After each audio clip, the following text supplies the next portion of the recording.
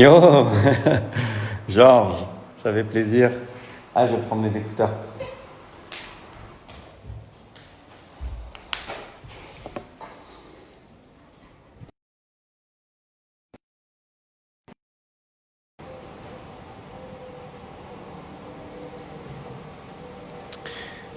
Baby spinach. Est-ce que vous m'entendez bien là? C'est ok?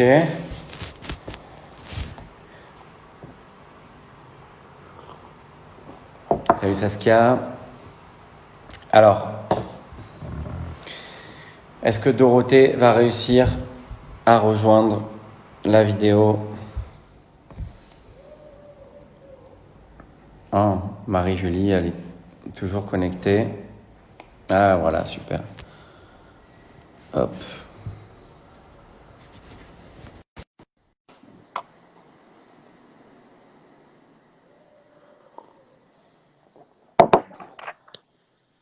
Yes. Ben voilà, Ça y est, c'est ok? c'est bon, je crois. Ça marche? Ah tiens, c'est marrant, je viens de quitter. Tu vois, t'as donc le fil dessous. Faut pas trop que tu te fasses déconcentrer Tac. par ce fil, mais tu peux regarder de temps en temps quand même, Je hein, vais te parce que regarder, toi. voilà, parce que j'ai promis. Oh là là, quel honneur! Parce que j'ai promis à ceux qui nous regardent. Salut Sophie, j'ai promis à ceux qui nous regardent de poser des questions qui vont défiler, parce qu'on a reçu pas mal de questions que beaucoup de personnes ont envie de te poser. Et du coup, souvent, je suis pris par tu vois, le live et j'oublie j'ai plus de temps, j'ai plus assez de temps et j'oublie de poser des questions. Donc là, il faut absolument que tu me le rappelles au cas où. Christophe, on a des questions à poser, ok? Tac. Voilà. Dorothée, donc on va passer une petite heure ensemble, si tu Oui. veux bien. Je vais commencer par te présenter. Je vais faire une rapide présentation. Si par tout hasard tu décèles une erreur, n'hésite pas tout de suite à me le dire. Ok? Ouais, comme probablement la prononciation de mon nom de famille, mais Alors je te laisse là. Vas-y, je t'en prie. Melikson, Ah, c'est de quelle origine? russe. Ok, d'accord.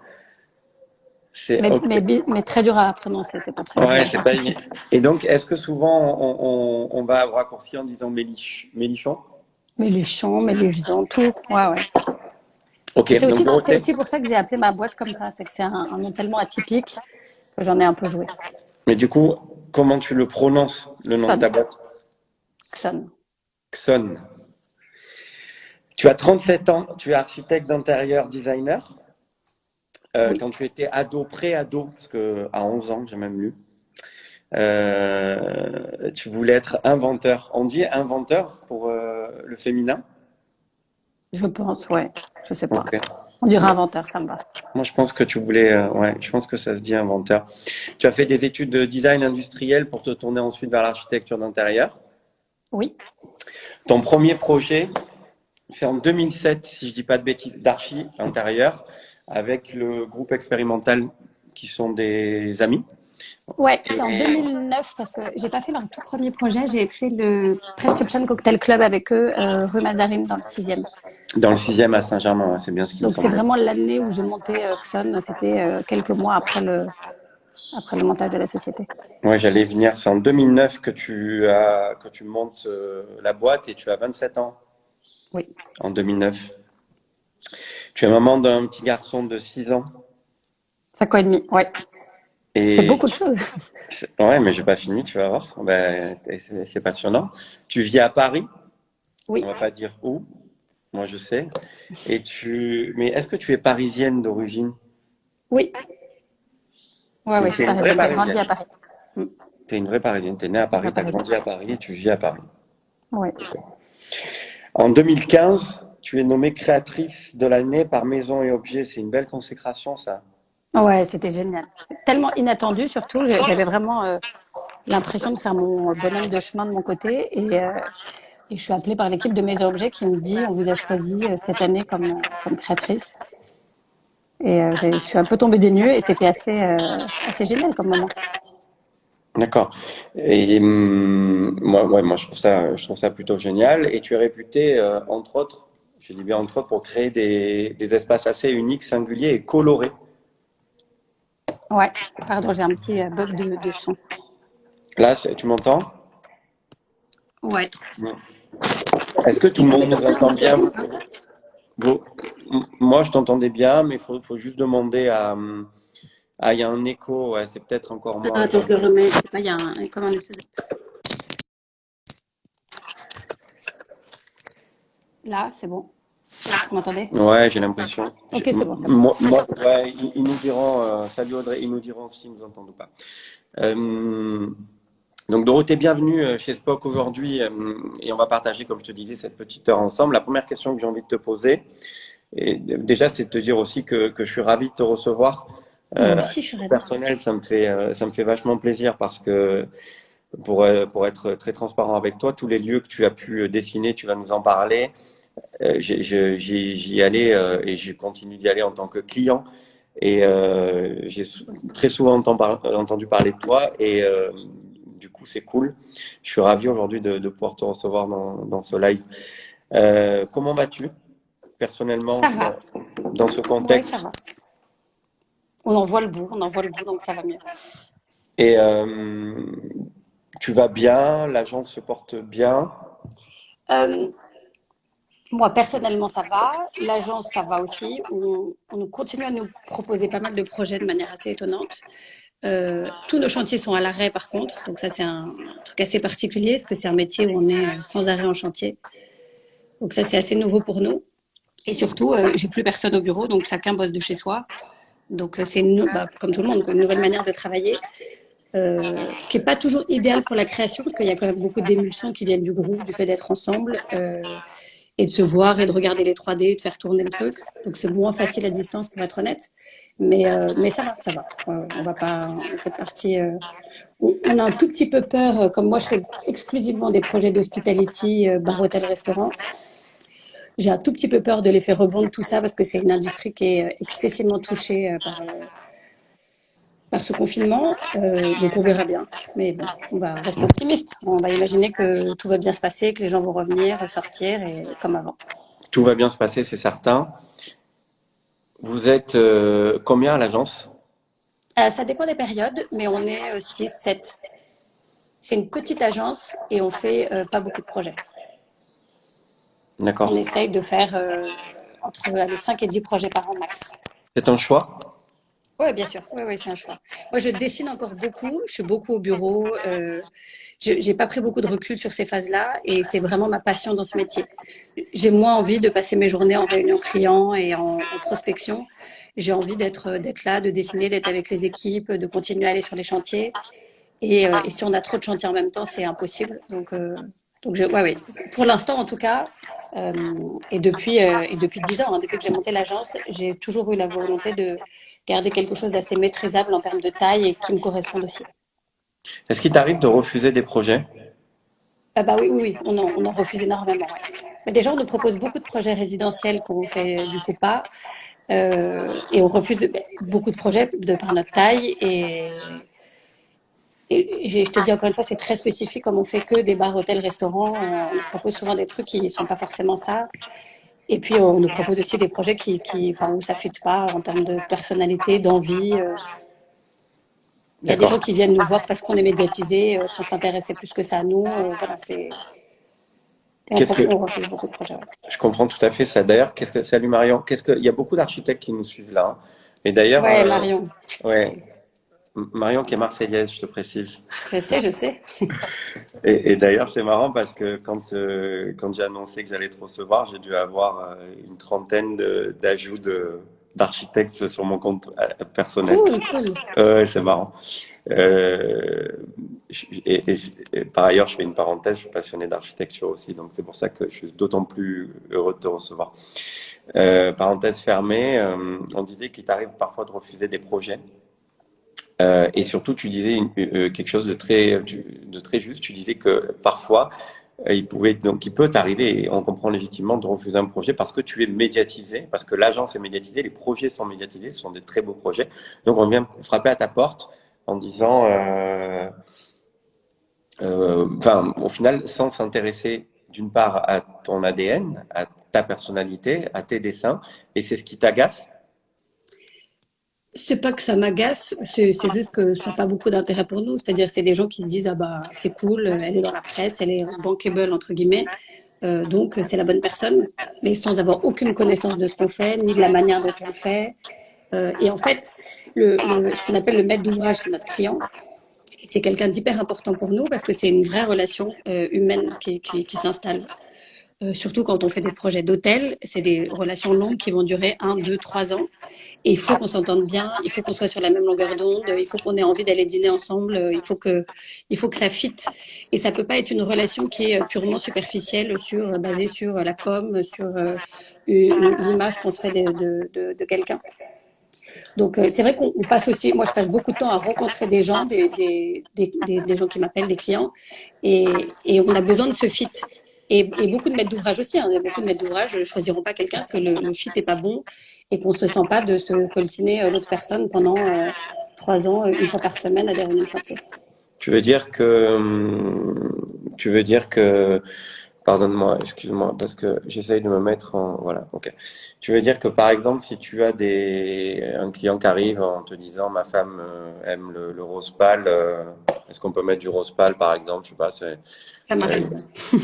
ça fait ça fait partie des clients, j'imagine, qui doivent être très compliqués à gérer.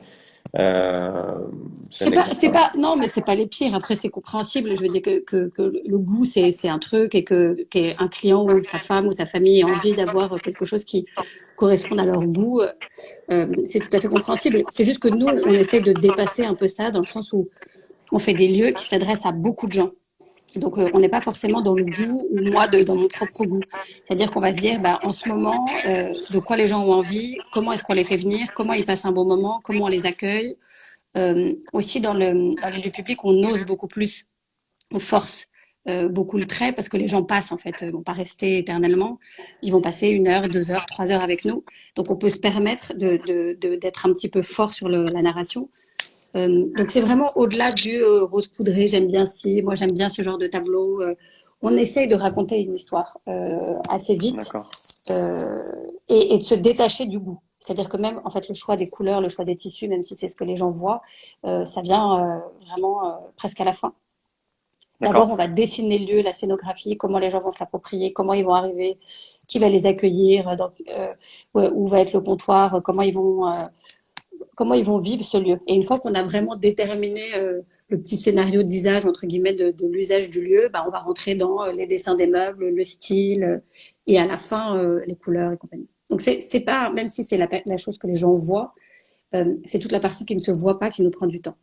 Oui, c'est ce qui m'a toujours surpris aussi quand je travaillais au début avec mes architectes, c'est que nous, clients lambda au départ, quand tu n'es pas, quand tu n'as pas plusieurs projets déjà à ton actif, hein, je parle d'un point de vue client, c'est vrai que tout de suite, tu as tendance à vouloir t'intéresser aux couleurs, comme tu dis, aux matériaux, mais tout de suite, c'est la couleur. Ah ben là, on pourrait faire un vert. Et en fait, au final, je te rends compte que les archis d'intérieur, les archis tout court, bref, c'est pas ce qui ça les perturbe pas du tout, et c'est vraiment en bout de course, quoi. C'est tout à fait à la fin. Je comprends tout à fait. Comment tu peux définir ton métier en quelques lignes? Je sais que c'est difficile, mais si tu vois comment, je sais pas, Ouais, ah ben, si tu surtout, devais me définir. moi, je suis très autodidacte. Alors, ça me sert comme ça me dessert. Donc, je suis designer industriel de formation, comme tu l'as dit, et j'ai jamais travaillé dans une agence d'archi. Donc, j'ai fait les choses de manière complètement intuitive, en essayant d'appliquer un peu la méthodologie de designer à l'architecture d'intérieur, en me disant, je passe d'un objet à une pièce, c'est juste un changement d'échelle, mais en gros, c'est la même chose. Donc, il faut un concept, donc il faut savoir qui va l'habiter, il faut savoir comment elle va être utilisée, et après, il faut savoir comment on va l'appréhender en termes d'ergonomie aussi. Mais du coup, dans la manière dont on fonctionne à l'agence et je suis justement en train de bosser un peu là-dessus en ce moment, j'ai fait les choses de manière très intuitive. C'est-à-dire sur les rendus des dossiers au début, je rendais des dossiers de designer plus que des dossiers d'archi d'intérieur. Et j'ai commencé au fil du temps, plus on a fait des gros projets, plus les architectes me disaient exactement leurs attentes, comment est-ce qu'on avançait ensemble.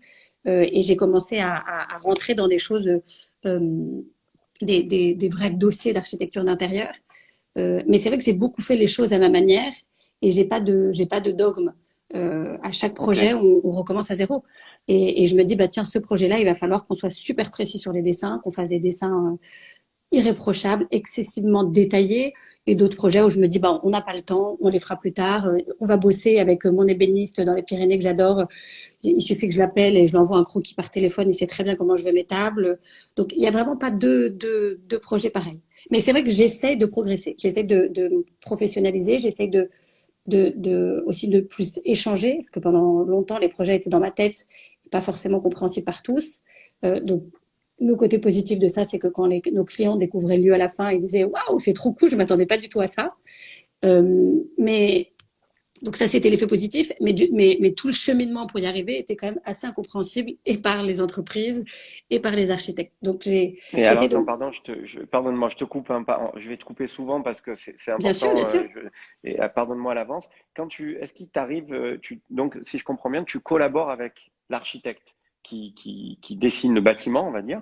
Donc toi, tu viens collaborer avec l'archi. Est-ce qu'il t'arrive d'avoir des incompatibilités avec un architecte? Tu sais, des problèmes d'ego, par exemple, qu'il pourrait avoir. Tu pourrais tomber sur un architecte, c'est humain, tu vois, qui pourrait. bien sûr, bien sûr. Bah, en fait, on bâtit pas énormément, hein, honnêtement. Minorque, on a construit. Là, on travaille sur un projet où on va construire un bâtiment, mais de manière générale, on travaille beaucoup à Paris et à Londres, et c'est beaucoup de la réhabilitation de bâtiments. En général, c'est un bâtiment qui était complètement autre chose. On fait comme beaucoup du façadier, on garde les façades, les planchers, et on reconstruit complètement l'intérieur. On Il t'est travaille arrivé avec. d'avoir une incompatibilité avec un archi? Et ben alors donc en fait les archis on les a sur les gros projets d'hôtels parce que c'est eux qui vont faire tous les plans de sécurité, toutes les Hmm, circulations, les rendez-vous avec les pompiers, avec la mairie, parce qu'on crée en général des hôtels, donc on est soumis aux normes de l'année bien sûr. en cours. Et les archis nous sont souvent en général imposés par nos clients. Soit nos clients ont racheté un permis de construire et du coup bah l'archi vient avec le permis de construire parce que c'est lui qui l'a déposé. Euh, Ça se passe, je vais être 100% honnête avec toi, ça se passe pas toujours très bien, ce qu'on appelle la maîtrise d'œuvre. Mais c'est ce que je voulais entendre, en fait. C'est des Ouais, ouais. relations difficiles. Ben, c'est Pas des pour égos, les, quoi. non, c'est pas vraiment tant pour l'ego, c'est que, et ça aussi j'essaie de m'améliorer là-dessus, c'est que la frontière entre jusqu'où ils vont et jusque nous on va est toujours un peu C'est floue. délicat. Hmm. Et parfois, ils marchent sur nos plates-bandes, on marche sur les leurs. C'est assez, c'est pas clair et net. Ça, j'essaye sur les projets là, sur lesquels on est en train de travailler. J'essaye de faire une frontière plus claire, que on fait des tableaux sur la répartition des charges, qui doit faire ça, pour pas s'engueuler, parce que le monde des chantiers est un monde quand même qui est déjà très difficile. Beaucoup de confrontations, ça se passe très bien au début, mais on sait quand on commence à voir qu'on va être en retard, qu'on est hors budget, tout le monde est hyper tendu, nos clients en premier. Et en fait, si en plus la relation avec l'architecte est conflictuelle, c'est trop. Donc, je vais essayer d'améliorer ça. Et j'ai beaucoup de responsabilités là-dedans aussi, hein. D'accord. Est-ce que, C'est ma manière de faire, c'est comme ça. je comprends, je rebondis juste sur retard et hors budget, ce qui est, euh, ce qui est parfois notre Systématique. quotidien à nous, parce qu'on est sur un rythme d'un resto par mois et de moins en moins, parce que notre archi qui nous regarde d'ailleurs, qui commente, fait de plus en plus attention à ça. Est-ce que tu constates que ça t'arrive souvent? Je pense que non. Maintenant, au regard de ton expérience et de ton œil aiguisé, mais ça arrive encore de tomber sur des. Bah pareil, je vais être honnête, ça arrive tout le temps. Ça arrive tout le D'accord. temps pour une question de temps en fait. C'est que pour faire des projets où on ne va pas dépasser ni en termes de temps ni en termes d'argent, il faut avoir le temps de faire des bonnes phases en amont, c'est-à-dire de tout dessiner et de tout chiffrer. Et ce temps-là est important. Et en fait, on l'a jamais. C'est-à-dire que nos clients nous disent, voilà, il faut commencer le chantier dans 3 mois, donc on commence D'accord. à dessiner. Mais on Hmm, n'a jamais vraiment tout dessiné parce que les délais sont trop courts. hmm. Donc on dessine au fur et à mesure. Donc en fait, les chiffrages arrivent au fur et à mesure. On n'a souvent pas le temps de faire les bonnes études préliminaires sur les bâtiments. Donc en fait, on a beaucoup de découvertes aussi sur les structures. Donc on a beaucoup de mauvaises découvertes et de dépassements. Et nous, on essaye, parce qu'on sait, entre guillemets, comment éviter ça, c'est-à-dire d'avoir plus de temps sur les travaux préliminaires, qui du coup, en fait, vont nous faire gagner du temps, parce que ce sera moins de temps de travaux, parce que les études seront mieux faites, que les choses seront mieux chiffrées. Mais c'est assez compliqué de faire comprendre ça à un client parce que ben, je comprends l'idée, hein, il récupère un immeuble, le loyer court, il faut ouvrir, il faut ouvrir. Donc il se dit bon bah c'est génial, on fait la démo tout de suite. Et Dorothée, mais pardon, je te coupe, mais tu vois les commentaires, je te demandais de pas les non, je regarder. regarde pas. Marion qui commente dans 3 mois avec 10 euros de budget. Ouais, Il y a exactement. Margot Fritz aussi qui est archi d'intérieur à Marseille et Shai qui est notre architecte. Bon bref, on va arrêter maintenant arrêter de Et nous Monica là qui perturber. bosse chez Vitra, qui vient de me faire un petit pouce pour qui j'avais fait une installation il y a Ok, quelques mais années. oui, tu as tout à fait raison. Je vois très bien. Évidemment, la plupart des gens qui nous regardent savent ce que tu dis, comprennent ce que tu dis, et nous, clients, et vous, hommes de l'art, architectes. Évidemment qu'on comprend, mais c'est bien de le dire aussi, c'est bien de le rappeler. Vous avez peu de temps pour dessiner les projets. Nous, clients, on vous met la pression en permanence parce que nous, clients, nous avons la pression des banques, nous avons la pression des loyers qui Ah bien courent, sûr. nous avons la pression de parfois des salaires même qui commencent parce que si, comme tu dis, on a fait une découverte sur une réno, et c'est ce qui est très souvent le cas, on dépose une cloison ou on dépose un mur mètre et on s'est dit bon ben tiens on attaque et on a une mauvaise surprise, donc évidemment on est tous pris par le temps et la conséquence c'est vous derrière et le chiffrage qui Mais part dans tous les sens. l'avantage de l'expérience, c'est qu'en fait, on le voit venir. On voit quand on commence à prendre beaucoup de retard et on essaye d'alerter nos clients en disant attention, commencez pas à mettre des gens sur le payroll, on va pas y arriver. Je sais que tout le monde vous fait croire que c'est bon, on a fini en 3 mois, mais on n'aura pas fini avant 7 mois. Donc, et nos clients sont là, mais tu peux pas dire ça, c'est impossible. Je dis, mais je vais pas vous mentir. Je veux dire, on sait que les temps de séchage, on sait qu'il y a des missions sur les chantiers qui peuvent pas se superposer et on voit de l'avancement dans lequel on est que c'est infaisable. Même avec la meilleure volonté Dorothée, du monde. c'est très vrai ce que tu dis. Je sors complètement du fil de mes questions, c'est pas grave parce que c'est de la simple curiosité, mais je pense que ça intéresse tout le monde. Euh, on prend une base d'un resto classique. Demain, je suis client, je te dis, voilà, j'ai un projet, j'ai une surface de 100 mètres carrés.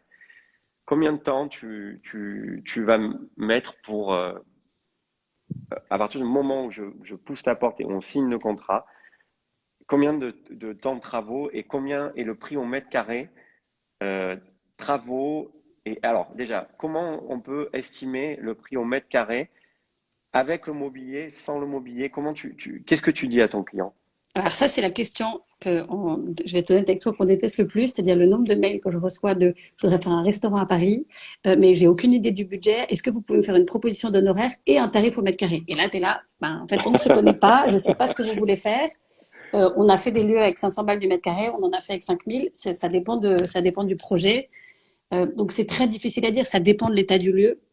Déjà parce que, mine de rien, tout ce qu'on appelle, nous, dans l'hôtellerie, le FF&E, donc c'est tout ce qui est furniture, fixtures and equipment. En gros, si on prend le bâtiment, qu'on le retourne, c'est tout ce qui tombe.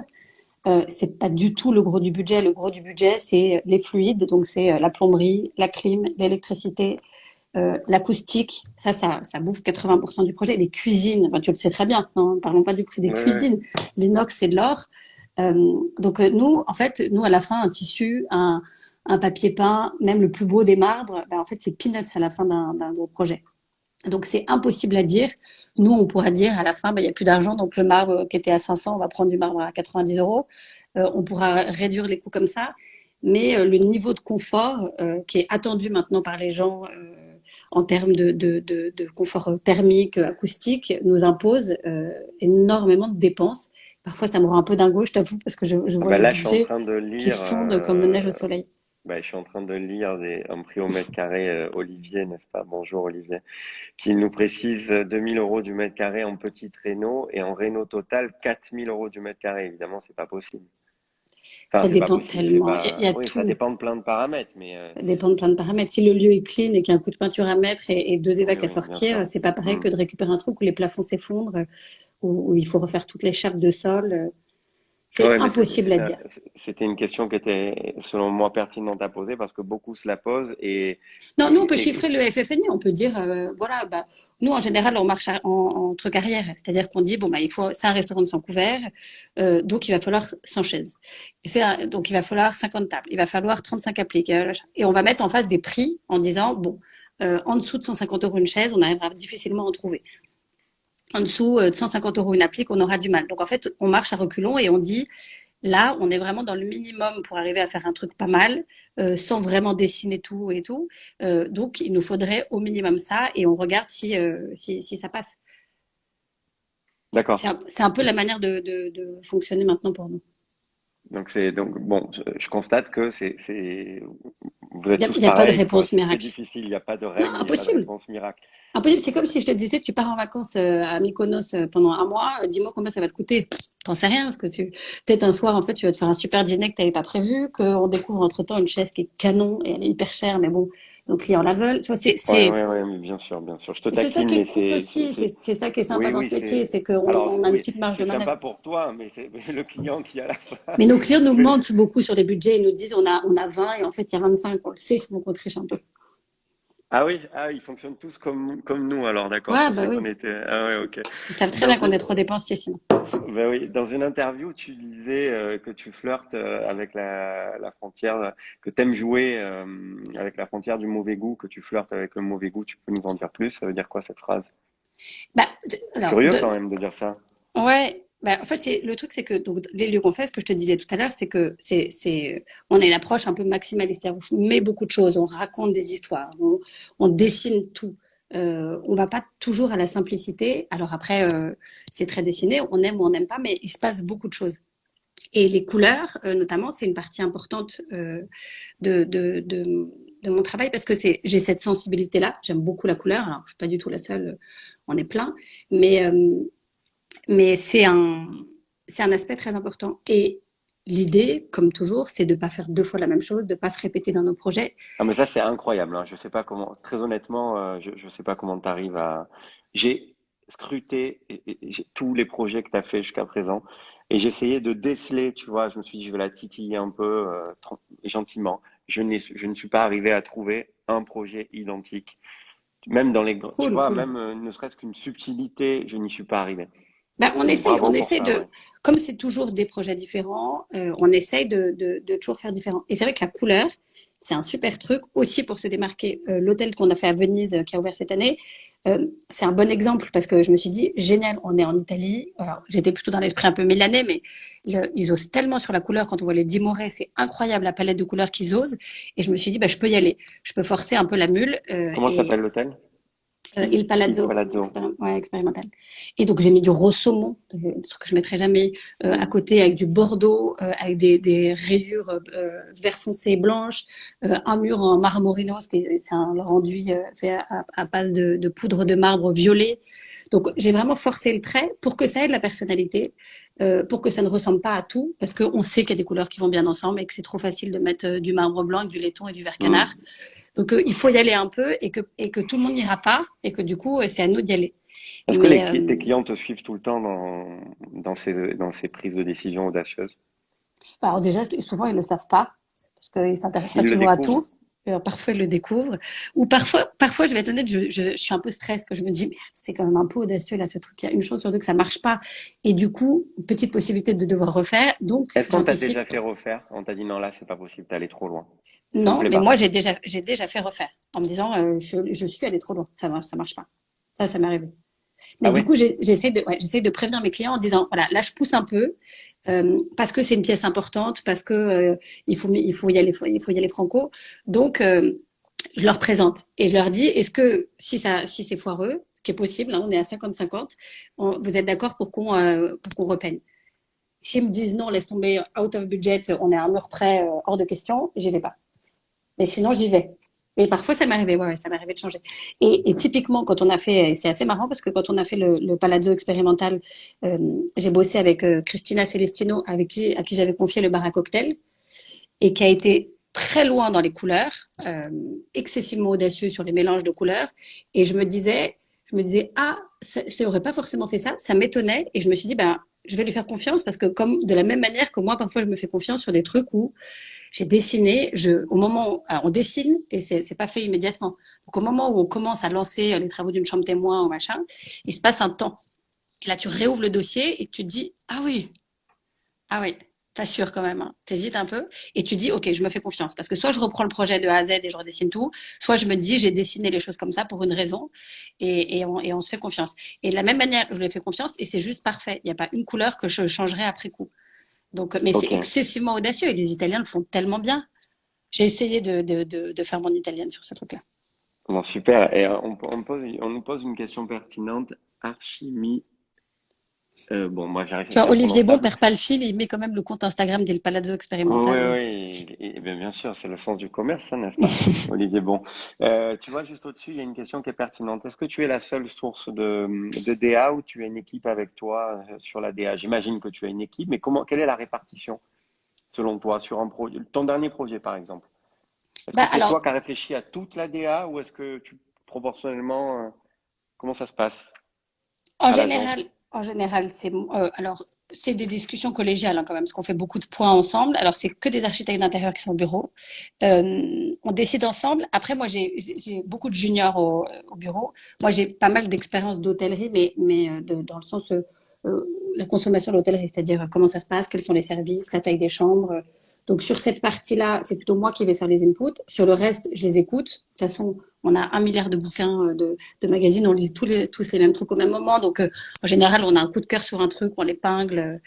Et donc, on le fait ensemble. Et souvent, enfin, de plus en plus maintenant, je monte un peu des équipes pour les projets parce que j'ai besoin de m'entourer d'autres savoir-faire et que je suis pas experte de tous les projets. Par exemple, Venise, c'était un projet qui était facile parce que je connaissais hyper bien Venise. Minorque, c'était un projet qui était plus difficile pour moi parce que je connaissais excessivement bien Ibiza, mais je n'avais jamais été à Minorque. J'étais pas du tout spécialiste de cette architecture-là. Et du coup, je me suis hyper vite associée avec Karel Ballas, qui est un photographe avec qui j'ai beaucoup travaillé, qui connaît Minorque mieux que personne. C'était la première personne à avoir shooté dans les magazines cette île. Et on a vachement échangé ensemble sur les expériences de l'île, qu'est-ce que c'était que la personnalité de cette île, parce qu'elle est assez difficile d'accès, il n'y a pas énormément d'informations sur Minorque. Nous, en général, on bouquine, on bouquine, on bouquine, on bouquine, et là, il n'y a pas énormément de choses. Donc, j'avais besoin de m'entourer de gens, et il a fait vraiment partie intégrante du projet, parce qu'il a dessiné toute l'identité graphique, identité graphique que après j'ai réutilisée pour bosser avec Laurence, LRNCE, là, sur les couvertures. Et j'avais vraiment besoin de son input. Et pareil, Venise, je me suis entourée de Christina, du coup, Celestino, qui a fait le bar à cocktail, euh, d'une graphiste milanaise qui nous a fait toute l'identité graphique et qui a apporté sa patte aussi et son regard. Entre guillemets, je pense que je ne me suffis plus à moi-même. Je pense D'accord. qu'il y a d'autres gens sur des projets si gros qui ont des choses à apporter que je suis pas en capacité d'apporter. Mais ce sont des gens Euh, de l'extérieur, du coup, je des gens de constate. l'extérieur, ouais, ouais. C'est pas des gens en interne à l'agence. J'imagine que Non, oui, à parce que l'agence, à tu as chaque fois, des. c'est. Ouais, ouais, non, mais c'est ce que je te disais. Nous, à l'agence, on bosse ensemble. On fait les Oui, réunions oui, ensemble. Je voilà, leur dis, ouais, j'ai eu d'accord. telle idée. Et on est ensemble. On est vraiment, on bosse ensemble tous les jours. Mais là, c'est des gens de l'extérieur que je vais prendre typiquement sur des projets. Ce sera pas forcément les mêmes sur un projet à la campagne qu'un hôtel dans le 10e et tout ça. Mais j'essaie de m'entourer d'un pôle de gens créatifs. Et comme ça, on se challenge. Eux m'apportent leur regard différent et ils vont travailler sur d'autres supports. Et vraiment de plus en plus. D'accord. Ok, qui fait tes photos? C'est incroyable. Et bah, du coup, c'est Karel. Karel Et de tous Ballas, tes dont j'ai projets, parlé. les projets qui sont Quasiment. publiés sur. Quasiment tout, ouais. C'est une relation aussi, l'architecte d'intérieur et son photographe, c'est aussi une relation assez particulière. Parce que il faut partager un œil, un style qu'on aime bien, et il y a aussi tout un truc. Euh, nous, c'est très inconfortable de faire des photos pour nous parce que on fait shooter des chambres d'hôtel qui sont pas finies. Donc c'est bon. Alors là, tu peux prendre ce coin-là. Enfin, mais le reste, c'est Beyrouth. Il y a des échelles, du placo, le truc, le mec est en train de peindre. Et là, il faut que tu me fasses une photo parfaite parce qu'on en a besoin pour commercialiser sur le site. Donc tu vois, je fais venir les mecs et je leur mens et je leur dis bon, alors Karel, tu viens, on est bien. Là, ouais, c'est bien. On est bien avancé là. À mon avis, tu vas halluciner. On n'a jamais été aussi avancé. Et là, il arrive et il me dit mais tu te fous de moi. C'est juste inshootable. Et je lui dis je sais. Il faut faire de la magie. Si je te l'avais dit dès le début, tu serais jamais venu. Mais là, on est obligé. J'ai mon client derrière qui me dit j'ai besoin de commercialiser l'hôtel, il faut que je le mette en ligne. Ben oui. Donc, il nous faut des photos. Donc, c'est quand même une relation importante et on se marre et on y passe du temps. Et moi, je suis là quand on fait les shootings. Et il faut avoir une espèce d'admiration mutuelle aussi pour moi avoir le droit de dire, bah, quand j'ai dessiné ça, j'ai pensé à cette perspective. Est-ce que tu peux me faire cette photo? Et lui de me dire, Doro, non, elle est nulle, mais celle-là est vachement bien. Et de voir autre chose. D'accord. Je vais, en fait, je vais suivre, je vais pour l'instant mettre de côté le fil de mes questions et il y a une très grosse interaction en direct là. Donc du coup, je vais rester aussi concentré sur cette interaction si tu veux bien, parce que les questions sont pertinentes. Quels sont tes projets en cours avant Covid, bien sûr? Quels étaient ou quels sont, parce que c'est toujours d'actualité. Est-ce que Alors, tu as le droit de le dire? il y a des projets dont on n'a pas le droit de parler. On fait un gros projet pour un espace public, qui, j'espère, va ouvrir en septembre, mais sur lequel on ne peut pas communiquer. Dorothée, je te précise qu'on sera juste à peu près 2000 hein, sur ce live à la fin, donc Ah ça non, mais reste moi, si entre ça nous, tenait à quoi. moi, je communiquerai sur tout. Mais bon, parfois, nos clients veulent pas. Ça reste entre nous. Tu peux, Euh, ouais, ouais. Bon, de toute façon, Internet, c'est un endroit très intime. exactement. On travaille sur un projet très excitant, peut-être le plus gros projet sur lequel je travaillais. Alors, c'est pas 100% sûr, parce que tant qu'on n'a pas mis le premier coup de pioche, je reste toujours un peu Oui, sceptique. Mais on travaille sur un gros projet d'hôtel à la campagne qui est assez excitant, parce que, encore une fois, une nouvelle typologie de projet. Un peu comme l'hôtel de Minorque, c'est des endroits où les gens vont venir et rester un peu plus. C'est pas des hôtels citadins. Donc, dans l'expérience, c'est autre chose. On bosse sur les extérieurs, on bosse sur les services. Les gens sont quand même en vase clos. Donc, tu essayes tu vois, de leur amener un peu autre chose que juste une jolie chambre et un joli restaurant. oui. Donc, ça, c'est un projet hyper Donc c'est une excitant. vraie expérience client là que tu es en train de Vraie décrire. expérience client. Ouais. Ok. Donc, ça, c'est hyper Donc tu réfléchis à excitant. ça dans sa globalité. Ouais. Là, on est au stade, si tu veux, on fait le programme. On dit le nombre de chambres qu'on va faire dans combien de bâtiments, combien de restaurants on va avoir, quel type de cuisine, est-ce que chaque restaurant est ouvert matin, midi et soir, est-ce qu'on fait ça, est-ce qu'on fait une petite boutique, tiens, on est à la campagne, c'est cool de faire un petit marché le soir pour tu vois, récupérer les trucs du potager pour cuisiner chez toi. On est dans cette organisation-là. Comment on rentre la piscine avec le soleil et tout. Ah, mais c'est génial. Ouais, c'est de la balle. Donc ça, c'est très, très cool. C'est un projet assez challenging, mais très cool. On bosse aussi, ça c'est pas encore certain, mais sur un projet d'hôtel dans le 10e. Donc des projets qu'on maîtrise plus, Tu en as mais fait que quelques-uns dans le j'adore. 10e, hein. J'ai Ouais, fait c'est mon Paradis, je me quartier. souviens. Ouais, J'habite, c'est bien, ouais. j'y travaille. D'accord. Donc Voilà, c'est pour un gros groupe ou c'est pour un particulier dans le 10e? c'est pour des indépendants. On rajoute le spa mineur qu'on n'avait pas fait.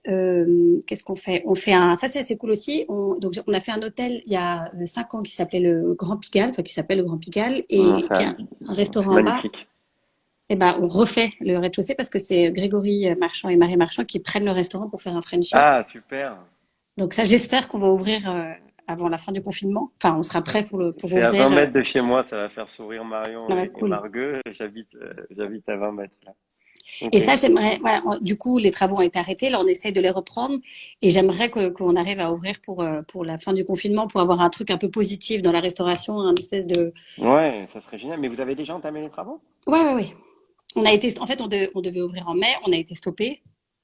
Et j'espère qu'on va pouvoir ouvrir à temps. Et là, génial, j'ai bossé avec, bah, tu vois, toujours ce truc de monter des équipes et de faire intervenir des talents. Grégory Marchand me dit, moi, je bosse avec une céramiste qui s'appelle Marion Gros, qui bosse avec plein de chefs. Et je dis, ok, génial. J'appelle Marion Gros, je dis, écoute, on se connaît pas. Greg t'adore, tu fais toute sa vaisselle et tout. Moi, j'aimerais trop qu'on fasse un truc ensemble sur ce projet, mais pas de la vaisselle.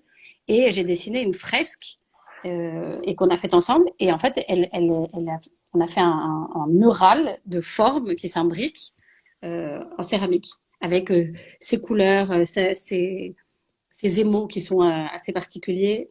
Et on a bossé ensemble là-dessus toutes les deux et c'était génial. Elle est juste à côté en plus du bureau. Donc on a découpé les formes au bureau, on les amenait, elle roulait les trucs, elle les passait, son atelier est juste là. Et ça, c'est un truc formidable parce que je pense que ça va ajouter énormément au projet. Bien sûr. C'est aussi hyper cohérent parce que bah, c'est l'histoire de Greg, que c'est leur relation. Donc moi, j'ai juste, tu vois, dessiné un truc et mis T'as en mis en forme. scène, ouais, t'as mis en Ouais, scène leur relation, mais c'est génial. Je suis hyper content qu'ils fassent ce ouais, ça va projet être cool. juste à Ça va être côté, cool. ouais. On nous demande si l'hôtel à la campagne, c'est un projet expérimental ou c'est un autre C'est un porteur de projet projet. expérimental. Ouais, D'accord. Donc, enfin, expérimental du groupe expérimental de ou un projet expérimental les en deux. lui-même. Non, c'est un projet du groupe expérimental, mais comme son nom l'indique, qui reste assez expérimental. Ok. Est-ce que tu as déjà songé, j'imagine que oui, à dessiner une ligne de meubles et d'objets et commercialiser Euh, cette ouais, dernière? oui, oui, oui. J'ai déjà pensé. Après, c'est un sujet récurrent. Alors, des éditeurs nous demandent parfois d'en faire. Parfois, je me dis, ah, bah, je vais le faire. J'ai renoncé à l'idée de m'auto-éditer parce que je pense que c'est trop compliqué et c'est pas un métier dans lequel j'excellerais. Je suis pas une excellente commerciale. Par contre, le faire pour des éditeurs, oui. Après, ce qui est très difficile pour moi, et je me rends compte, hein, on voit vite ses limites, c'est que je dessine énormément de meubles, je dessine énormément de motifs, de fraises, de choses, mais c'est toujours dans le cadre d'un projet, c'est-à-dire je dessine un élément qui va vivre dans l'univers qu'on a déterminé et dessiné.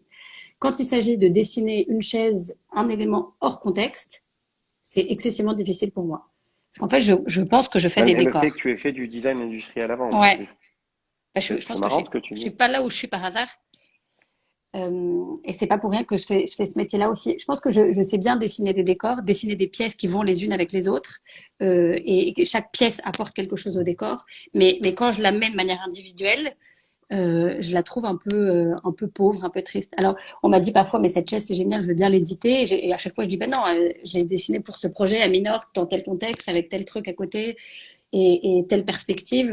Non, elle ne veut pas vivre tout seul. Je vais vous en dessiner une pour vous. Et en fait, j'ai quand même un peu le truc de la page blanche. D'accord, ok. Donc pour l'instant, c'est Bah, pas j'ai d'actu. dessiné, Tu y penses, mais j'ai fait là, bah, ça devait sortir là pour le salon de Milan, mais qui est annulé. J'ai dessiné une chaise pour le salon de Milan, pour un truc pour l'artisanat italien, donc qui sortira dans le salon de Milan l'année prochaine. Donc je me suis prêtée à l'exercice. On verra quels sont enfin, ce que les gens en pensent et compagnie. Parce que c'est un peu un nouvel exercice. J'ai essayé de synthétiser dans un objet beaucoup d'éléments de mon style. d'accord. J'aimerais entamer un registre un peu plus axé sur la partie éco-responsable et essayer de comprendre ta sensibilité à cette matière-là. Notamment, tu sais, l'industrie du bâtiment comme l'industrie de la mode, mais Pas est très une des vertueuse. plus polluantes. Et je ne t'apprends rien, évidemment. Donc, au regard de tout ce qui se passe aujourd'hui et dans le contexte actuel, selon toi, qu'est-ce qu'il va falloir changer pour demain dans l'industrie du bâtiment? Comment on peut faire évoluer? Ben, alors nous, je pense, et là je vais parler en notre nom à tous, nous je pense qu'on est quand même tous assez conscients, on est des gens qui ont quand même un peu des antennes, donc on voit les trucs arriver, on en a parlé tous à nos clients le plus tôt possible. Le problème qu'on a, c'est que la décision est pas vraiment entre nos mains, c'est-à-dire que quand on fait des projets éco-responsables, il y a un surcoût inhérent à la construction, à la qualité de l'air, parce que c'est pas que les matériaux qu'on va utiliser, c'est aussi les réseaux d'eau, la qualité de l'air, qui est très important dans la construction. Et la décision, hélas, ne nous revient pas. C'est-à-dire que nos clients vont dire ah oui quand même, ça va nous arriver sur des projets de chiffrer ça, de dire bah en fait économiquement c'est pas viable, donc on va en faire des petits bouts. Donc nous on pousse. Moi je connais pas mal d'experts dans ce domaine aussi, et donc assez vite je fais des mises en contact et je dis bah voilà telle personne est vraiment la personne idéale et pourra nous aider à faire un truc pas bullshit aussi parce que il y a tellement de bullshit aussi dans l'éco-responsabilité où les gens mettent des matériaux pseudo naturels où on a l'impression que c'est éco-responsable. Hmm. Ça va quand même un petit peu plus loin que ça. Donc, je dis toujours, faisons-le, mais faisons-le bien avec les bonnes personnes. Après, faisons les arbitrages sur ce qui est, mine de rien, c'est une économie quand même, l'hôtellerie ou la restauration, tu le sais très bien. Donc, il faut qu'à un moment, si ton bâtiment coûte trop cher et que tu sais que ta chambre, de toute façon, tu peux pas la louer plus cher que 275 euros parce qu'il y a quatre autres hôtels dans le quartier, tu vois que l'addition marche pas. Mais par contre, c'est un truc d'avenir. Nos clients en sont de plus en plus conscients. Euh, c'est un vocabulaire qu'avant ils n'entendaient pas et qu'ils commencent à entendre de plus en plus. Donc c'est assez génial. Et est-ce que Et tu penses pas, pardon, je te coupe, je suis désolé encore une fois, est-ce que tu penses pas que c'est votre rôle à vous d'architecte justement d'impulser et d'insulfer bah, c'est ce que je te dis, c'est ce qu'on fait. Le problème, c'est que la décision finale est et de pas vraiment l'imposer? entre nos Ça te mains. semble, C'est impossible. C'est vraiment, c'est énorme en coût de construction. Donc on va choisir nos batailles. oui, Et ce qui est génial dans l'hôtellerie surtout, c'est que maintenant, il y a des espèces de labels. Alors, c'est beaucoup en Californie qu'ils le font. Moi, j'avais bossé sur un projet là-dessus, où tu respectes un certain nombre de critères et après, tu as un label. C'est très reconnu aux États-Unis, c'est-à-dire que quand tu as ce label, les gens qui vont dire, bah, je vais payer ma chambre d'hôtel un peu plus cher parce que qu'il n'y a aucune émission et machin. En France, pour l'instant, c'est pas le cas. Donc, d'accord. essayer de dire à un client, bah, on va essayer de chercher ce label et qui est totalement inconnu et pas reconnu ici, il va dire, bah, t'es sympa, j'ai 30% de plus cher sur la construction et c'est l'argent que je vais pas récupérer. Et donc, c'est compliqué. Par contre, donc la construction, je te dis, on pousse, et nos clients sont de plus en plus sensibles à ça La presse est de plus en plus sensible à ça aussi, donc c'est un espèce de cercle, hein, mine de rien. Euh, Par contre, dans le mobilier, c'est un truc qu'on applique, nous, depuis longtemps, parce que c'est beaucoup plus maîtrisable pour nous. C'est-à-dire d'éviter les cols, d'utiliser des bois massifs, de fabriquer localement, de ne pas aller chercher des trucs en Chine et tout ça. Ça, c'est un truc, je pense, un peu tous les archis que tu connais, ça, dans notre métier, qu'on essaye de faire depuis longtemps, parce que Oui, on est tous un peu en quête de sens. Et c'est vrai que importer des meubles qui mettent 6 mois à arriver sans savoir comment ils ont été fabriqués, je dis pas qu'on l'a pas fait et qu'on le refera pas, mais c'est pas des relations idéales pour nous. Nous, ce qui est idéal, c'est de pouvoir aller visiter les ateliers, de regarder comment les pièces sont faites, parce que mine de rien, quand tu parles avec un mec et qui t'explique comment il va faire ses emboîtements et dans quel sens il va mettre le fil du bois pour la marqueterie, bah, je fais une visite d'atelier, j'apprends ça, et du coup, ça me donne des nouveaux idées de dessin. Envoyer des dessins à l'autre bout du monde pour récupérer un objet, un truc qui sera pas exactement comme je l'ai voulu, et surtout sans avoir eu aucune idée de la manière dont il a été fabriqué, ni par qui, ni par quoi, c'est moins intéressant pour nous. c'est ce que Mais tu as fait sur les projets comme Minorque et Venise, aller voir l'artisanat local pour. ouais, ben, en fait, et c'est assez marrant, c'est un peu un hasard, parce que j'ai quand même un peu comme tout le monde, hein, j'ai les artisans avec qui j'aime vraiment bien travailler, et Minorque, on a quasiment tout fabriqué en local, à part les chaises qu'on a Génial. fait venir et tout, mais toute la maçonnerie, la tapisserie, l'ébénisterie, tout ça, on a tout fait en local, et ils ont énormément de savoir-faire C'est ce que impressionnant, j'allais te poser comme question. Ils ont un beau savoir-faire. impressionnant. Bah, Donc, c'est des choses simples, hein, parce que c'est un univers un peu rustique, un peu mais c'est campagne, bien, c'est m- génial d'ailleurs. mais Que ce soit c'est, simple, je trouve. Ouais. ouais. Et est-ce que Non, ce que je veux dire par là, ça a c'est coûté que plus cher? Est-ce que ça a coûté plus cher aux clients de le faire fabriquer localement selon toi versus si tu avais dû importer? C'est important, c'est intéressant comme question, je ouais, trouve. bien sûr. Euh, Bah, non, je pense que Minorque, ça coûtait moins cher. Pas dans le sens le meuble lui-même, mais on est quand même sur une île, donc tout ce qui est transport et livraison, c'est quand même sacrée galère. Et on était dépendant des mers aussi, donc quand la mer est mauvaise, on prend des retards et tout. Bien sûr. Donc ça, je pense que Minorque, ça a dû être un peu moins cher, voire équivalent. Par contre, Venise, on a tout fait fabriquer à Venise aussi. Ça, c'était aussi une demande forte de nos clients pour, mine de rien, le SAV, les remplacements et tout. Et on a fait aussi appel à beaucoup de savoir-faire vénitien, donc c'était quand même, bah, on peut pas, ça aurait été difficile de faire autrement. Par contre, ça nous a coûté, oui, beaucoup plus cher que si on avait fabriqué en France. Ça, Ah oui? Tu ouais, arriverais à faire une répartition globalement en pourcentage? Tu penses que ça a coûté combien de plus? 40% plus cher, je pense, sur les meubles. Mais aussi parce que c'est fabriqué à Venise, parce que Venise, c'est un endroit Alors, cher. oui, bien sûr, à Venise, pardon, je me suis mal exprimé. À Minorque, ça a coûté combien de... Est-ce que ça a coûté en plus selon toi ou est-ce que... Non, non, je te dis Minorque, je pense que ça a coûté plutôt moins cher. Si tu mets tout bout à bout, c'est-à-dire la livraison, le transport, je D'accord. pense que ça a coûté plôt moins cher. Mais donc c'est Euh, génial au final. ouais, Vous avez soutenu l'artisanat local. Toi, toutes les cases étaient cochées et ça convient parfaitement également aux clients bah et c'est les parfait artisans parce locaux qu'un ont pu truc est bosser, quoi. cassé, un truc est cassé, le mec est là. Enfin, nous, ça, c'est génial pour nous. Bien sûr, bien sûr. Donc, ouais, ça, c'est une formidable nouvelle, ok. Mais ça, c'est aussi beaucoup, il faut rendre à César ce qui est à César, c'est aussi beaucoup grâce aux maîtrises d'œuvre, à la maîtrise d'œuvre, parce que sur chacun de ces projets-là, on avait une maîtrise d'œuvre locale. Et à un moment, moi, je faisais prototyper des trucs et je disais, est-ce que vous pouvez me trouver quelqu'un sur l'île qui sait faire ça? Et ils me trouvaient des gens qui avaient ce talent-là. Et de la même manière à Venise, je disais, voilà, j'aimerais faire ça. Est-ce que vous pouvez me trouver quelqu'un qui sait faire ça ici? Et c'est leur réseau à eux. Je vais être honnête, c'est pas du tout mon réseau à moi, parce que moi, mon réseau à moi, il est quand même en France, en Angleterre. Et ça, c'est assez formidable d'avoir, notamment à Venise, on avait un architecte vénitien qui est quelqu'un de formidable et qui m'a énormément introduit aux techniques vénitiennes, au savoir-faire vénitien et qui a beaucoup aidé au projet pour ça. D'accord. Euh, euh, bon, il nous reste, enfin, tu sais, en fait, il y a deux cycles. Enfin, pardon, il y a les lives, ça dure 1 heure. Au bout d'1 heure, ça se coupe automatiquement.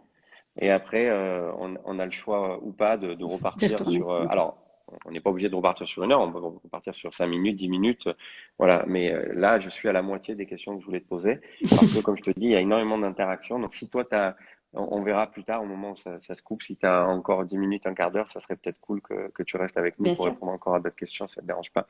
On est au 1er janvier 2020. On fait un petit retour en arrière. On se souhaite la bonne année, on est tous là, tu vois, on se met dans un contexte, bonne année, bonne année, bonne année. Et comment tu la voyais, toi, cette année 2020? Je la voyais hyper bien, je la sentais bien. Comme quoi. Non, non, je la voyais bien. On avait des projets, des projets assez cool qui restent. Hein, c'est pas, on a cette chance aussi, c'est que pour l'instant, aucun de nos projets a été annulé. Les choses sont juste décalées. Et le quotidien, comme je te le disais tout à l'heure, est très différent de notre quotidien habituel, qui est quand même de voir des gens tout le temps, d'être sur les chantiers, d'être dans une émulsion intellectuelle collective. Donc ça, c'est quelque chose de très différent. Euh, mais voilà, elle n'est pas du tout, mais pour personne, non, elle n'est pas du tout comme on l'a imaginé. C'était Donc, assez cool. il y avait de beaux projets qui se dessinaient pour toi en 2020, pour l'agence. Ouais. Et tous ces projets ont été maintenus Tous sont maintenus, mais décalés. en suspens et décalés. D'accord. Donc, certains dont Ce qui est pas le peux mot, pas. ce qui est pas le truc le plus cool pour nous, parce que c'est vrai que les projets qui s'éternisent, c'est difficile. Mais Hmm. c'est pas grave, on va faire avec. Et je te dis, encore une fois, on est quand même assez, enfin, je pense, très chanceux. Et je crois que c'est le cas de pas mal de gens dans mon métier. Pour l'instant, nos projets sont maintenus. Alors que très vite, quand même, je me suis dit, il n'y a aucune chance que les projets soient maintenus. Je veux dire, on va se faire couper tous les budgets. Et le gros avantage, c'est qu'on avait beaucoup de projets tellement avancés qu'ils pouvaient plus, enfin, on pouvait Reculer. plus revenir en arrière. Donc ça, cool. Et aussi, on a des clients qui se disent, ben, dans ces moments-là, il faut en faire encore plus et, euh, et, et, et construire et continuer, et la vie continue. Et moi, je suis J'en suis très persuadé. Tant optimiste mieux. de nature, Tant hein. mieux. Donc, Bien sûr. on se dit, il faut ouvrir des nouveaux lieux tout de suite. Et puis, le fait de, et ça, je suis assez contente pour ça, c'est que comme on commence aussi de nouveaux projets d'hôtel, on va aussi pouvoir se rendre compte de la manière dont les choses vont évoluer. Moi, j'ai un peu ma petite idée de comment ça va évoluer, mais on va le voir. Est-ce que ça va modifier des choses, cette folie de l'hygiène? Est-ce que on va devoir concevoir le service différemment, les comptoirs différemment, les cuisines ouvertes différemment, ou pas? Ou est-ce que ça va passer tout de suite? Est-ce que les gens vont voyager de la même manière? On sait que l'industrie des avions va quand même être un peu bloquée pendant un petit moment, donc il y aura moins d'avions, moins de voyages. Euh, mais je suis assez enthousiaste, je sais pas si c'est le mot, mais j'ai hâte de voir comment ça va évoluer et nous, dans notre métier à tous, d'essayer de trouver des solutions pour faire, enfin, donner aux gens ce dont ils ont envie. Hein. C'est vraiment, c'est ce qu'on fait. On n'est pas en train de dire, tu veux du vert, je te donne du bleu. On dit, tiens, vous voulez quoi? Vous voulez de l'hygiène intense? Bah, on va essayer de trouver des solutions créatives, amusantes pour que ça fonctionne. Vous voulez voyager comme ci, bah, on va essayer de trouver des solutions pour vous apporter ça. Et je pense que du coup, D'accord. être toute première phase de projet, ça va nous permettre aussi de faire des projets assez différents et d'avoir le temps de voir si bah, les gens ont un comportement différent pendant 3 mois ou si ça dure un peu plus longtemps. D'accord. On te pose la question des contraintes architecturales dans un resto majeur. Est-ce qu'il t'en vient deux, trois à l'esprit comme ça que tu pourrais nous citer? Bah, la scénographie dans un restaurant, c'est très important pour deux trucs. C'est et que le staff puisse faire son travail correctement, passer facilement entre les tables et réduire ses cheminements. Et c'est que les gens s'y sentent suffisamment bien pour rester. Et après, on a une grosse contrainte quand même. Enfin, ça, on n'en a pas parlé, mais c'est la durabilité des lieux. Et ça, c'est aussi un peu un cheval de bataille pour nous. Les durées de vie des lieux réduisent de plus en plus, en plus, en plus. Avant, on refaisait les lieux tous les 10 ans, après tous les 7 ans, maintenant tous les 5 ans. Euh, et c'est quelque chose contre lequel on essaye de se battre parce que pour moi, ça n'a pas de sens de refaire des lieux juste pour faire de la nouveauté. C'est énormément de gâchis. Mais parfois, on n'a pas le choix parce que nos clients veulent refaire et on le refait. Mais c'est un vrai truc. Donc, c'est aussi d'essayer de créer un lieu qui va durer dans le temps. Donc Et globalement 5 ans pour un resto, tu penses aujourd'hui? ouais, 5 ans, ça tient 5 ans aujourd'hui, mais ça raccourcit. Et je veux vraiment, enfin, j'angoisse à l'idée qu'on devienne à la new-yorkaise à refaire les restos tous les 2, 3 ans. Parce que c'est D'accord. vraiment, enfin, pour moi, ça n'a pas de sens. Et du coup, il faut qu'on dessine des lieux qui soient suffisamment intemporels, mais cool pour durer un peu, Donc pas à la mode. pas à la mode. D'accord. En tout Comment cas, tu sur des veux. tendances un peu plus longues que juste l'envie du moment. Ok. Ça fait 3 fois qu'on me demande comment tu définis ton style, si tu devais le définir. Je pense que les choses qu'on fait sont assez dessinées. On pousse de plus en plus de projet en projet. On, on dessine de plus en plus. J'ai aussi appris beaucoup et je continue à apprendre beaucoup. Comme je te disais, je suis très autodidacte, donc quand même, j'avais beaucoup de lacunes et beaucoup de trous. Euh, donc, on essaye de tout dessiner. On essaie de dessiner les lavabos, les lampes, absolument tout.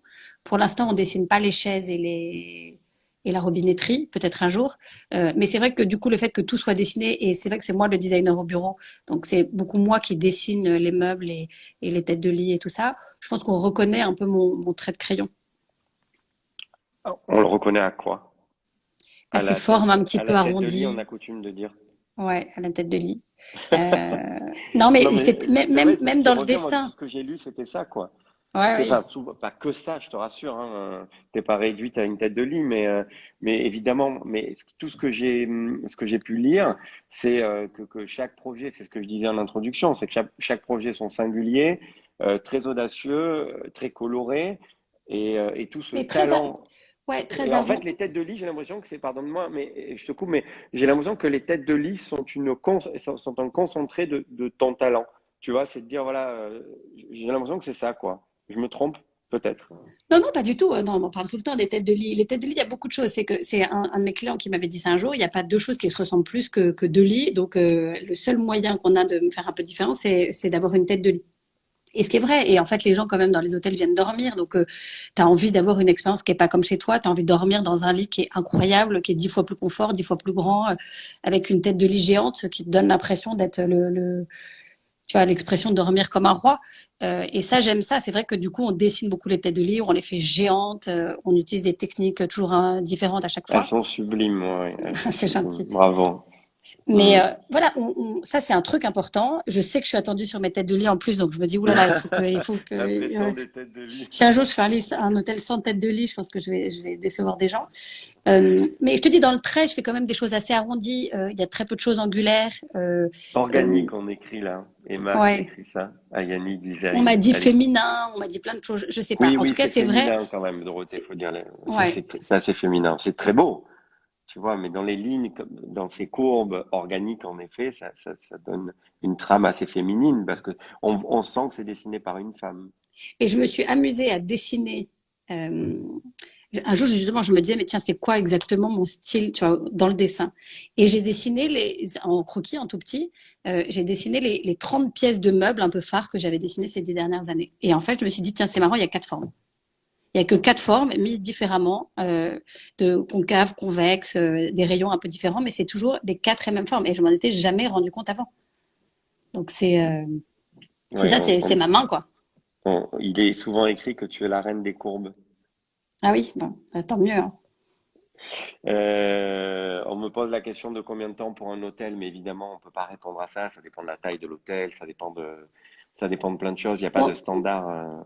idéalement, on essaye d'avoir 6 mois pour faire la créa.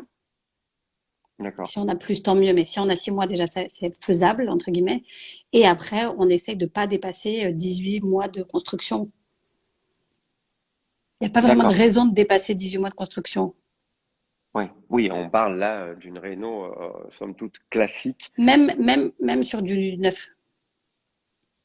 D'accord, même sur du neuf, ok. Donc le Ouais. standard, c'est globalement Donc, tu vois, ça met deux ans six et mois de demi. dessin, ouais, ouais, 6 mois de dessin et 2 ans et demi. Si on arrive à faire 2 ans, c'est bien. 2 ans et demi. Si on arrive à 3 ans.